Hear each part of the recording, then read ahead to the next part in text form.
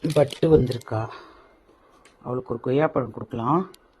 வாசலில் தான் இருந்தா, சைடில் எங்கேயோ போயிருக்கா. அவளுக்காக கொய்யாப்பழம், கொய்யாக்கனி. பட்டு பட்டு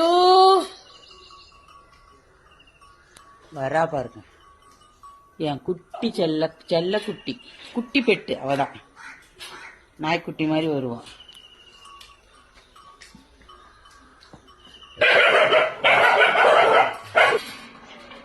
வாமா. ஏய் சொப்பு, பயமுறுத்தாது அவளை. தாடாமா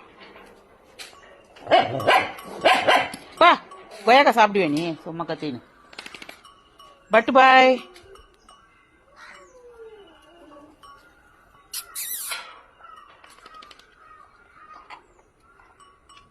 பாய் பட்டு.